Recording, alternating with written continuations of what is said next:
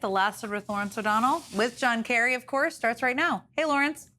Thanks, Jen. This is going to be John Kerry's first interview since that memo of understanding came out a week ago. I know we've all been, since that moment, waiting to hear Secretary Kerry describe his reaction to the one he negotiated versus the memo, 4-page memo, I guess, that Donald Trump negotiated. We're finally going to get that tonight from John Kerry. I'll look forward to it. I had a front seat to watching him go through every single detail on a legal pad, so he knows the details well. I know. You were there. Thanks, Jen. Thanks, Lawrence. And now Republican senators are yelling at Donald Trump. And that hasn't happened in 10 years. Here's the guy that inherited $200 million. If he hadn't inherited $200 million, you know where Donald Trump would be right now? Selling watches in Manhattan. The man Donald Trump used to call Little Marco is now his Secretary of State. Secretary of State Marco Rubio spent the day in Kuwait negotiating with representatives of regional governments that have suffered during Donald Trump's war with Iran. And here's what Donald Trump said about Marco Rubio's negotiating skills. Marco is not a negotiator. I watched him melt down, and I'll tell you, it was one of the saddest things I've ever seen.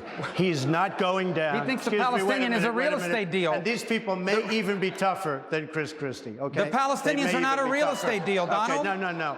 A deal, They're not a real estate deal. Is a deal. Let me tell you, a deal is not a deal when you're dealing with terrorists. Have you ever negotiated with terrorists? You are not a negotiator. And with your thinking, you will never bring peace. You will never bring peace. Donald might be able to. So Marco Rubio will never bring peace, according to Donald Trump. And American voters agree with Donald Trump on that. A new poll shows 63% say that Donald Trump's agreement with Iran will not lead to lasting peace. Since Donald Trump defeated every Republican senator running against him for the Republican nomination for president 10 years ago, not one Republican senator has ever dared to yell at Donald Trump ever again until today. The New York Times is calling it a shouting match. And it happened in a place where you usually never hear a raised voice. Senators meet in 2 different conference rooms close to the Senate floor for group lunches in which the Democrats all gather together in one conference room and Republicans all gather together in another conference room to discuss their Senate priorities over sandwiches sent in from the Senate dining room. Very few Senate staffers are ever allowed in those meetings. In my last couple of years of working in the Senate, I reached the staff level that is actually allowed in that room, and I saw actual shouting in the room exactly once for about 30 seconds between 2 Democratic senators who were otherwise very friendly before and after that moment. Most people in the room said later that they'd never seen anyone shouting in that room, and that included people, senators, who'd been going to lunch in that room for 30 years. Today, the shouting match was in the Republican Senate luncheon. And in a typical week, many senators don't bother to show up for those luncheons, but when an important guest is invited, that increases attendance. Today, Republicans were lunching with their most important possible guest, the President of the United States, and it was the most mild-mannered among them who found himself in a shouting match with Donald Trump because yesterday that senator voted, along with 3 other Republican and the Democratic senators, to help pass a war powers resolution limiting Donald Trump's ability to wage war in Iran. Louisiana Senator Bill Cassidy has been voting against Donald Trump's war since Senator Cassidy lost his reelection campaign against a Trump-endorsed Republican primary challenger in Louisiana. Most of the newly brave opposition to Donald Trump on the Republican side of the United States Senate comes from Republicans who are in their final year in the Senate by choice or because Donald Trump defeated them in their reelection campaigns and Republican primaries with Trump-endorsed candidates. Last week, Senator Bill Cassidy said this after reading the 4-page memo of understanding Donald Trump signed with Iran. So I think we had a really great meeting, and we're very proud of the party. The details that I've seen so far look awful. This will go down as a tremendous foreign policy blunder. Iran ends up stronger. Our allies in the region are weaker. And Iran has learned that if they're willing to grab that Strait of Hormuz and choke it off, they can get the Western world to dance to their tune. I think it's a deep mistake. Okay, so the first bit of that video that you saw that was out of sequence with what we were showing you was Donald Trump lying about today's meeting after the meeting, which was not a good meeting at all. And according to Senator Cassidy's modest account of his shouting match with Donald Trump, the account that Senator gave to reporters right after the luncheon, he didn't say anything as harsh or strong as what we just heard him say last week about Donald Trump's Iran deal. But it obviously doesn't take much to get Donald Trump shouting. And Senator Cassidy said that once Donald Trump was shouting, he, quote, matched his tone and his volume, end quote. Senator Cassidy spoke briefly to reporters after the luncheon where no video cameras were present, and he said this. He asked, why would anybody vote for the War Powers Act? As he continued, I said, is that a rhetorical question, or would you like to really know? He said, I'd like to know. I stood and said, you have not told the American people what's going on. It was supposed to last 4 weeks. It's lasted 4 months. Our original objectives have not been achieved. And I want to know what's going on. I can't tell you that's verbatim, because obviously I was speaking. But that's kind of what I've been saying all along. I'm voting for war powers until I get a briefing. At which point, as I recall, he did not particularly care for my comments. Raised his voice. I lost my temper. That's not appropriate. It's the Irish in me. But I, again, matched his tone and his volume, and it went back and forth. But at some point, my guy said, I think I'll sit down. And so I sat down and tried to de-escalate. I guess my point is, though, that the American people need to know more than we are being told. The Senate needs to know. And it does not appear, although I don't know for sure, that the course of this is going the way that we were told. And so I make no apologies for standing up to the president, if you will, trying to demand that more information be shared with the Senate and more information be shared with the American people. I make no apologies for that, whatever. And if someone tries to bully me into not asking that question, I'm not going to accept that either. I am sticking up for the American people, even if I'm speaking to the president. When the president raised his voice at you, what did he say? Did he insult you, or something like, what does President Trump say? Oh, you lost the election, that sort of thing. Whatever comes to mind as to demean another person. The New York Times reports this about the uncouth, vulgarian Donald Trump. Mr. Trump also lashed out at Senator Lisa Murkowski, Republican of Alaska, who was part of the bloc of Republicans that supported the resolution, calling her a horrible person, according to senators in attendance. In not one of the reports about what happened in that room did a single senator rise to say, no, she's not, when Donald Trump called Lisa Murkowski a horrible person. And so they remain the weakest collection of people in Washington history who bear the title senator.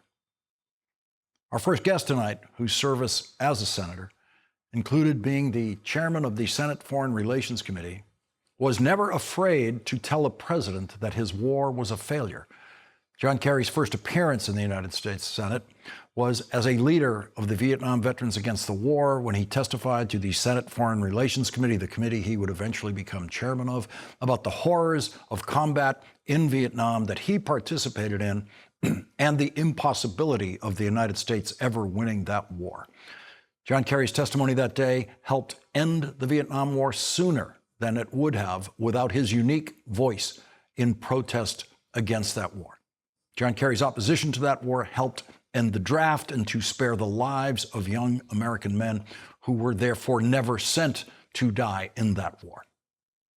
As President Obama's Secretary of State, he continued what can be seen as his lifetime commitment to trying to save us from war by negotiating the most important diplomatic breakthrough of the 21st century, the agreement with Iran, supported by 5 other countries that Iran would never develop or acquire a nuclear weapon. That agreement was working exactly as intended, with Iran's full, obedient compliance when Donald Trump, for absolutely no reason, abandoned the agreement.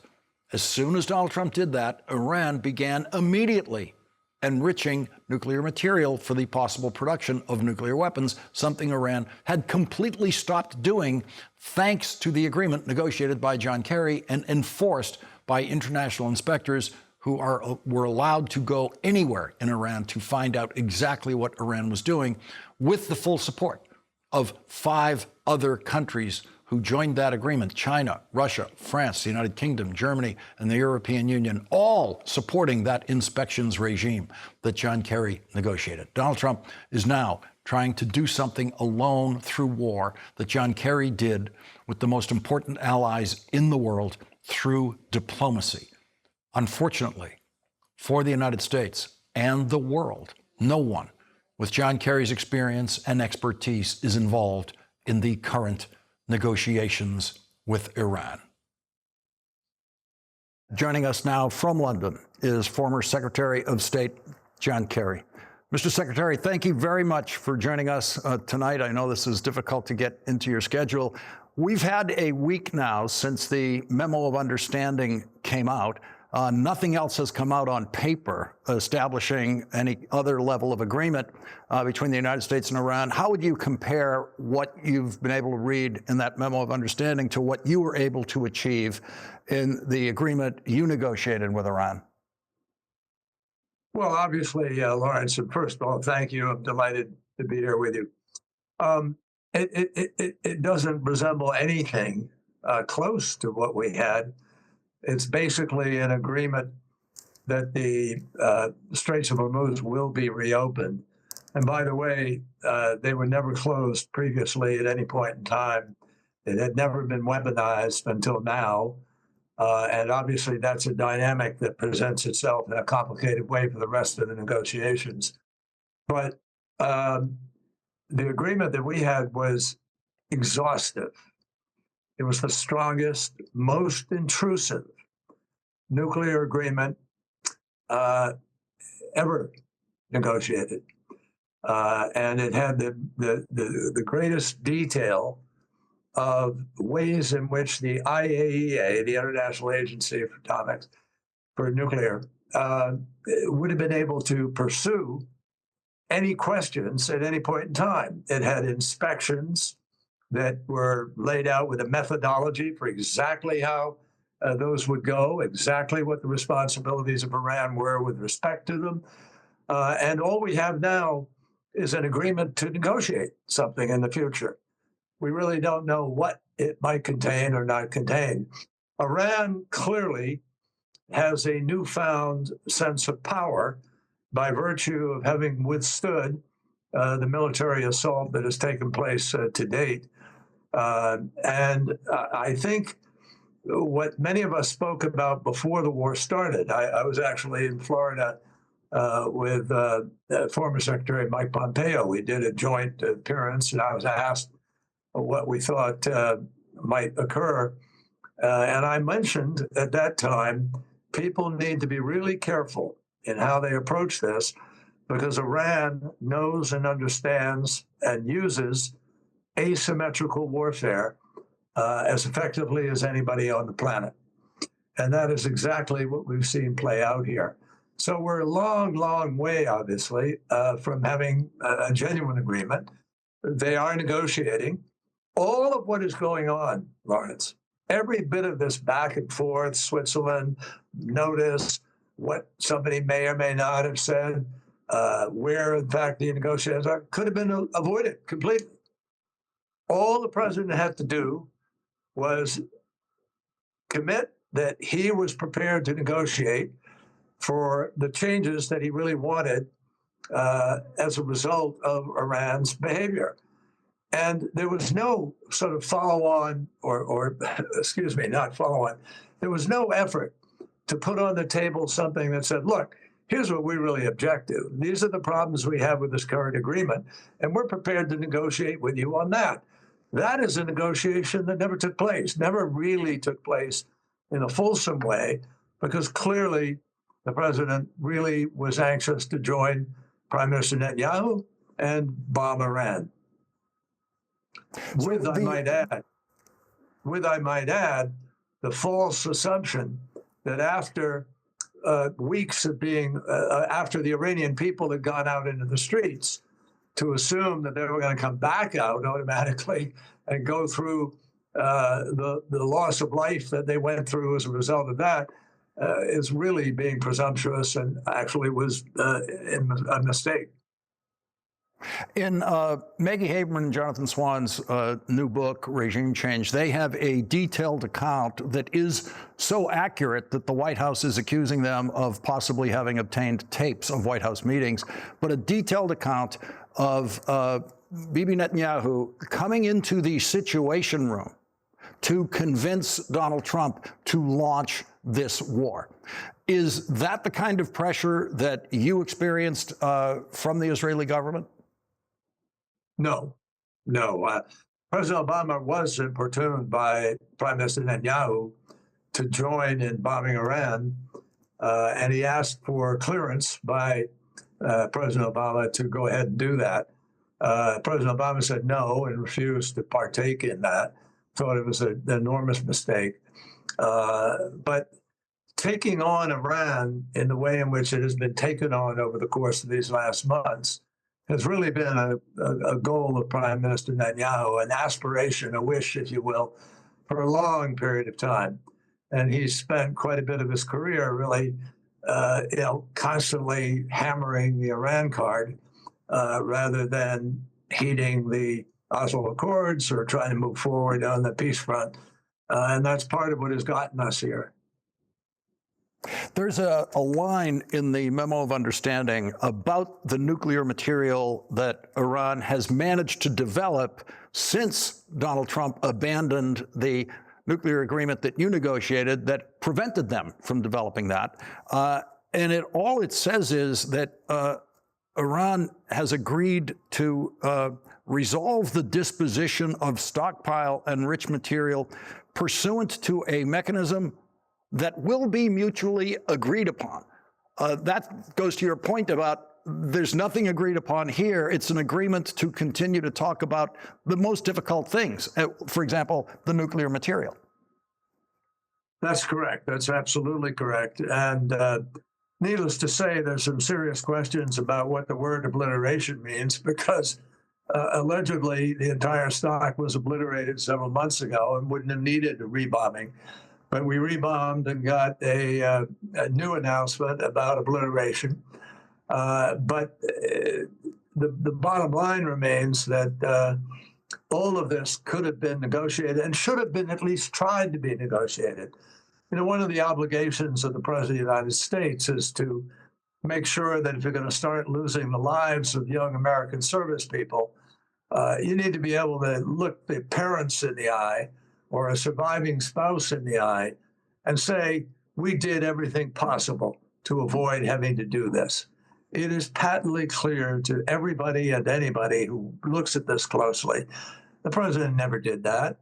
There was a rush to war here, a rush to a war of choice, a war which has discombobulated economies around the world, a war which has put the United States in a place of serious doubt about our bona fides, about our adherence to international law.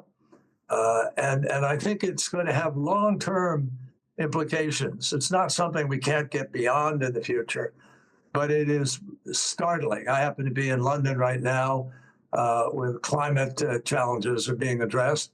But I can tell you that what I hear from leaders throughout Europe and elsewhere where I've met with them is a real chink in the armor of the United States, which has worked so hard for so many years to establish a set of values by which we will operate. And that's really sad and really unnecessary to have put ourselves in this predicament.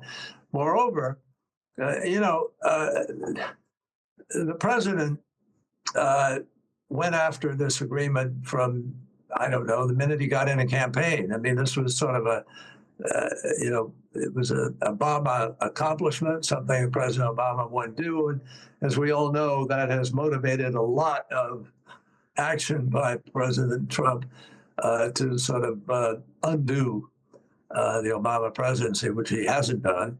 I think he's undone his own by virtue of the rush to military action here and by the credibility that he has lost on a global basis. And frankly, the annoyance that many, many people feel for the choices he has made, which have made life a lot tougher for a lot of people, not just in the United States, but around the world. Secretary Kerry, we have to squeeze in a quick commercial break here. When we come back, I want to ask you about the amount of money that is immediately being made available to Iran in Donald Trump's agreement after he spent years complaining about the funds that Iran was able to get in their agreement that you negotiated. And I also want to ask you if, in fact, Donald Trump's support of nothing but fossil fuels is the single biggest gift that he can give to Iran long term. We're going to be right back with Secretary Kerry.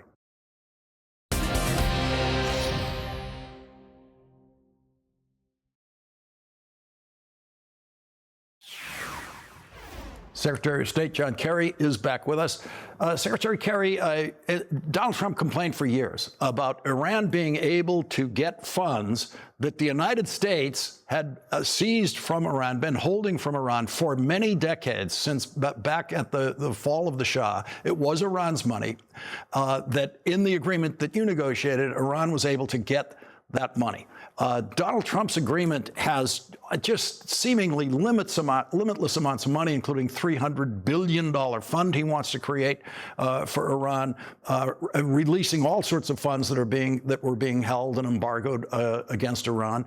Also opening up unsanctioned Iran oil sales anywhere, U.S. dollars, opening up the banking system to them. But then there's this kind of giant perpetual one here, which is Donald Trump's insistence that we should never be using anything other than fossil fuels, which seems, when you look at Iran's ability to shut off the Strait of Hormuz, is the greatest gift, strategic gift you could possibly give to Iran, greatest income gift you could give to Iran long term, is to say nothing but fossil fuels, no alternative fuels that would then reduce our reliance on what goes through the Strait of Hormuz. Well, that hits the nail on the head, absolutely. I mean, clearly, the Straits of Hormuz have now been weaponized and seized, claimed by Iran in a way that never existed prior to this.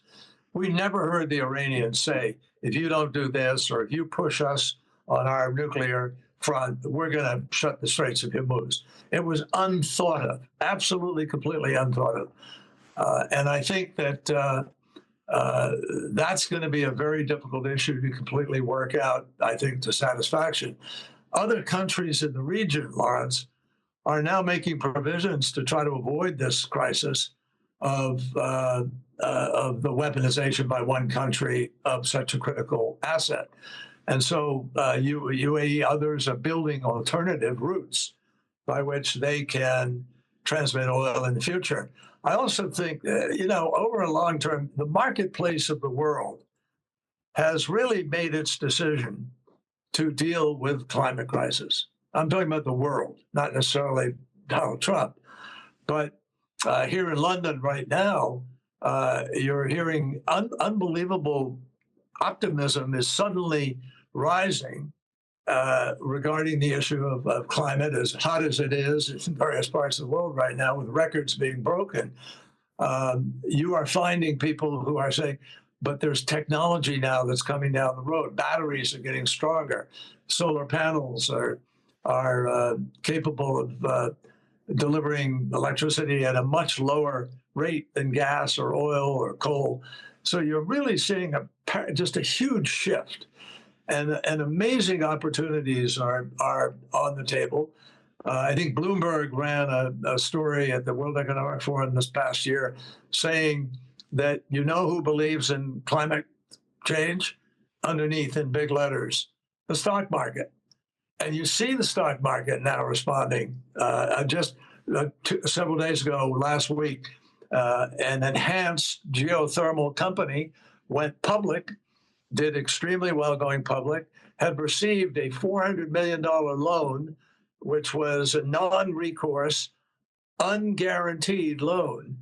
And banks don't do that with an energy company unless that energy company has an offtake that's going to pay, pay the bills, so to speak. That's what's happening on a global basis. The UAE, one of the countries that most got attacked by Iran in retaliation over the course of these past months, the UAE is building out 19 gigawatts of storage, battery storage. And they're linking their 4 new nuclear reactors to this grid together with one of the largest solar panel installations in the world. And they are determined, an oil and gas country is determined to provide firm energy that will come from renewable energy. That is happening on a global basis. And I think we're seeing an unbelievable transformation in the private sector regarding where the best dollars are spent. And CEOs of companies are not going to just go out and buy gas or oil because the president urges them to do it. They're building for this future, and the future is AI data centers, which need enormous amounts of power, and they know all that power is not going to come from traditional sources of energy. It's going to come through a combination, including potentially nuclear, which is now very much on the table because the last international meeting in Dubai in 2018 decided, the 28th COP, made the decision that they are going to try to triple the deployment of nuclear between now and 2030. Now, that probably won't happen, but the move in that direction is taking place, and a great many of our best energy companies are looking hard at small modular nuclear reactors for which there is now a market. Was it a mistake for Donald Trump and his negotiators to front load all of the financial rewards for Iran right now before Iran has done anything? I'm glad you came back to that, Lawrence, because there's a couple of points to make here. Number one, the amount of money that was transferred, and mostly it was not a sort of condition of the agreement taking place. It was timing. And there had to be some trigger to return that money. But that money was about $1.7 or $8 billion. $1.7 or $8 billion. The money that Donald Trump has put on the table in the course of his early offering, according to the administration, is $300 billion for the rebuilding of Iran. Now, the money that President Obama decided needed to be returned to Iran was Iran's money. It came from the Shah having bought in the 1970s major weapons and paid for them, but they were never delivered because of the revolution. So they went to court, and guess what? They won in court, and they won on the notion that we, the United States, had to pay interest. So we were paying interest. The American taxpayer was paying the interest, and what we did was terminate that. Rip the Band-Aid off, so to speak. It's their money. They won in court. And so we delivered this minimal amount of money, which was not linked to provisions of execution of the Iran agreement. What is it like for you now when you see Donald Trump desperately trying to negotiate the deal that you negotiated, desperately trying to claw back to get to the point that you got to? You're not the "I told you so" type. That's not the kind of phrase you would use, but that's certainly the posture we all think you have a right to be sitting in tonight. Well, Lawrence, let me just say to you that I think that what really needs to be focused on here is not that or any kind of personal pieces here. In my judgment, I mean, there's no place for the personal here. This is really a matter of what's good diplomacy, what's good for the United States, what's good outcome. And there are so many places here where President Trump could have pursued real diplomacy or gone differently. If he really had objections that he defined regarding this deal, I mean, he always attacked the deal, but he always made up things about it. He said, this is an easy track for Iran to be able to have a nuclear weapon.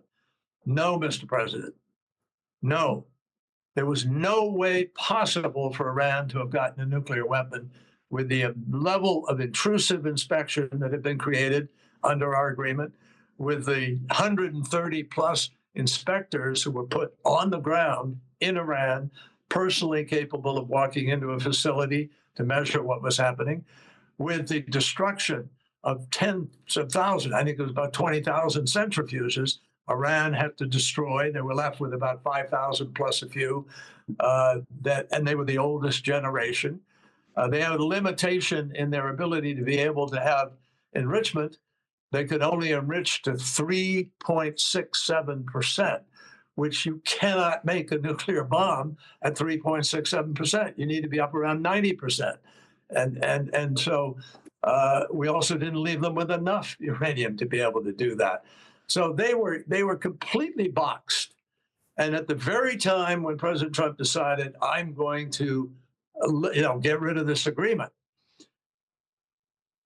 Chinese, Russian, French, German, British, and US and Israeli intelligence were telling the administration, this agreement is working. Don't pull out. So this was uniquely the president's choice. And now we're reaping the harvest of not having engaged in diplomacy, of having attacked so willfully and quickly, without even having clarity to how this mission was going to be carried out, without even having mission clarity as to what the mission was. So in the first days, you heard an appeal to the Iranian people to rise up, take back your government. Well, weeks earlier, they had risen up, and Donald Trump didn't do anything.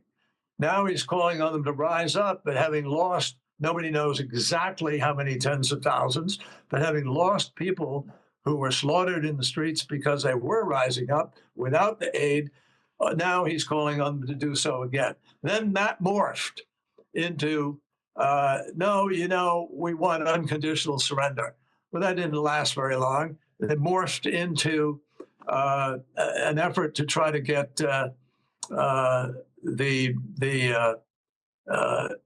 sort of the deal rewritten in a different way, and you began to move. And then, of course, it morphed into, well, Israel was about to attack, so we needed to attack first. I mean, it really is dangerous policy. It's put everybody on alert about what kind of state of mind the president brings to the table in these decisions. And it has not done any favors for the United States of America in terms of our standing in foreign policy and where we are now in the effort to know that we were going to get agreements that will put back in place the very rigorous, most rigorous steps ever required of any country were in place, and the president walked away from them. Secretary of State John Kerry, thank you very much for joining us tonight with your unique expertise and insight into these issues. My pleasure. Thank you. Take care. Thank you. And coming up, California Senator Alex Padilla will join us next.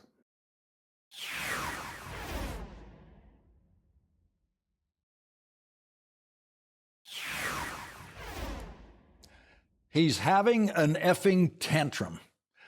Those are the words of an anonymous Republican today talking about Donald Trump. According to the website Notice, News of the United States, that's what one senior Republican said about Donald Trump today.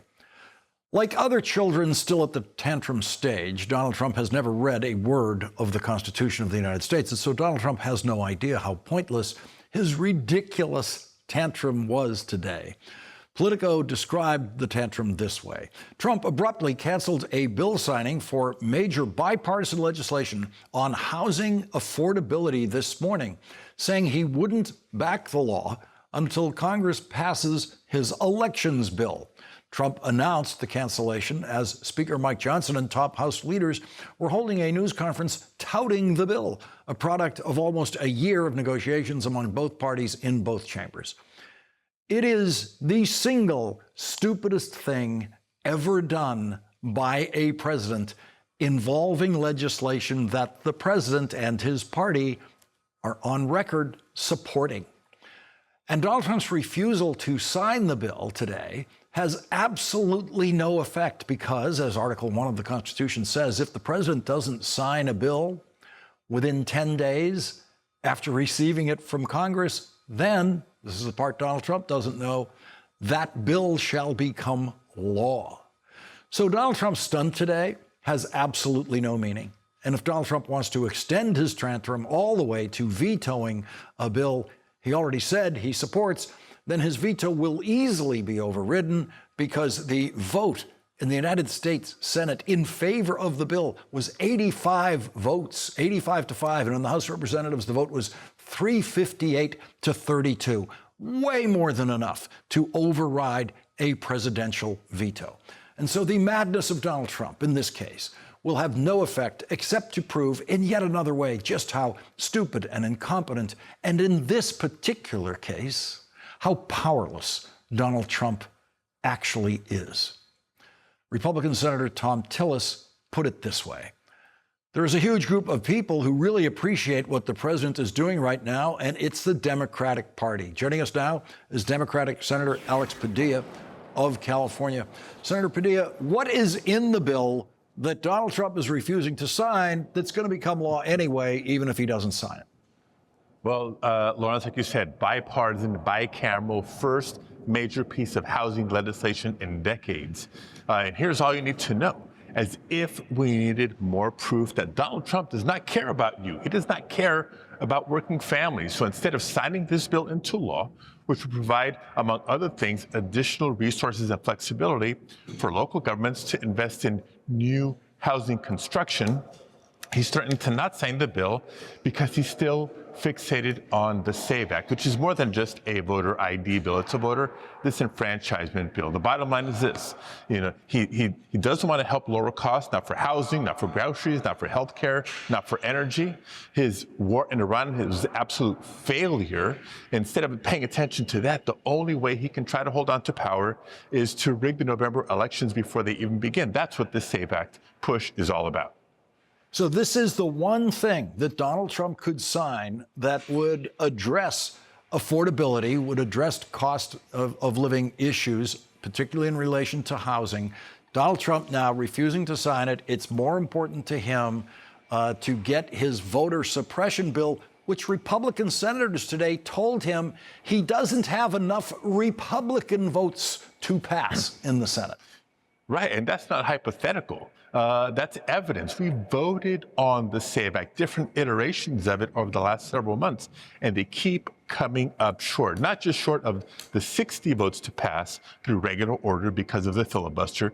They don't even have 50 votes to pass it because guess what? Even some Republicans care about vote by mail. Even some Republicans know it is wrong to demand the personal private information of every voter on the rolls in states across the country. And by the way, this bill does more than just speak to elections. It wants to limit the rights of trans citizens in the United States of America. This Save America Act, supposed Save America Act, is a hodgepodge of Trump, of vindictive vendettas, and he's not going to get his way. We're going to keep fighting it tooth and nail. So what Donald Trump was fighting for today, hopelessly, is to make voting more difficult and make housing more expensive. Has any other politician ever advocated both of those things at the same time? Not that I can recall from either party, right? We know that for most Americans, the cost of healthcare is up, cost of gas is up, cost of your energy bills at home is up, cost of almost everything is up. And here we had a chance to do something to address the cost of housing. And Donald Trump, Mr. Reflection Pool himself, says, no, I want my SAVE Act. Is the reflection pool a reflection of the overall incompetence of Donald Trump? Yeah, he's like the reverse Midas touch. Everything he touches turns to you know what. California Senator Alex Padilla, thank you very much for joining us tonight. Thank you, Lawrence. We will be right back with some breaking news from Venezuela about possibly deadly earthquakes there, 2 of them within seconds of each other. We'll be right back with that breaking news.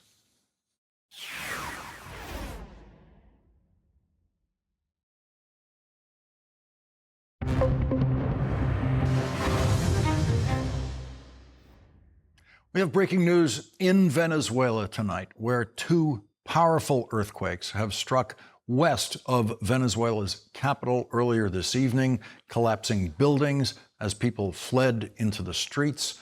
Rescue workers trying to find some survivors in the rubble whose voices could be heard. The country's main airport in the capital city, Caracas, is closed. Officials say the 2 earthquakes measured 7.2 and 7.5 magnitude and prompted evacuations in towns in Brazil over 1,000 miles away. The earthquakes occurred within seconds of each other. High casualties and extensive damage are probable, and the disaster is likely widespread, according to the U.S. Geological Survey. Many people were at home when the quakes hit just after 6 p.m. local time, celebrating a public holiday at that time. MS Now will continue to follow these developments from Venezuela as they can come into our news desk here. We'll be right back.